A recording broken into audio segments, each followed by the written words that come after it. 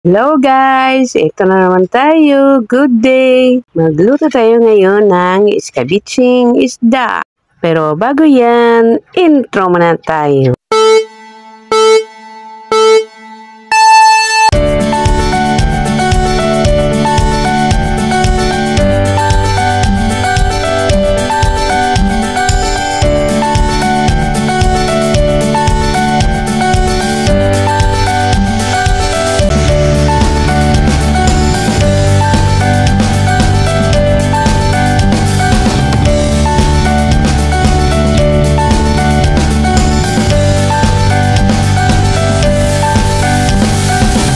First, prituhin muna natin ang isda bago natin gawing iskabitsi. Salang tayo ng frying pan dito sa ating butin para may pagprituhan tayo ng ating isda.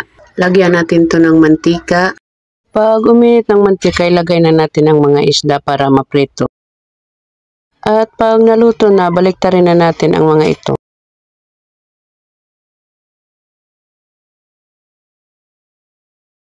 At hintayin lang natin ng kaunti para maluto lahat. Tapos hanguin na natin at i-set aside. Mahanda na natin ang para sa ating iskabitsi. Then palitan natin ng kawali ang ating frying pan. At lagyan natin to ng mantika. Ilagay natin ang sibuyas, luya, atsal, kamatis at pagkatapos haluin. At isunod ang karot. At haluin na naman. Tapos lagyan natin ng tubig at haluin ng kaunti. At takpan. Hayaang kumulo.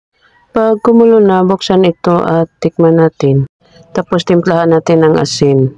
At haluin natin para manuot yung asin sa ating niloloto. At saka tikman natin ulit. At ibuhos na natin ang ating tomato sauce. Pwede rin ketchup kung wala kayong tomato sauce. Pwede rin tomato paste. Ang magandang tomato sauce yung sweet and sour na. Tapos haluin para manunuot yung bago nating inihalo na tomato sauce. At haluin na rin natin ng mabuti saka tikman ulit. At kung sa tingin nyo okay na lahat ang lasa, saka natin ilagay ang ating piniritong isda. At tabunan natin to ng sabaw para ilubog natin to sa ilalim para manuot sa isda yung lasa ng ating iskabitsi. At tikman na naman natin ulit kasi yung isda na pinirito natin may asin na yan kanina. At ito na guys, luto na ang ating iskabitsi. Thank you for watching. Please like, comment, and paki-share na rin.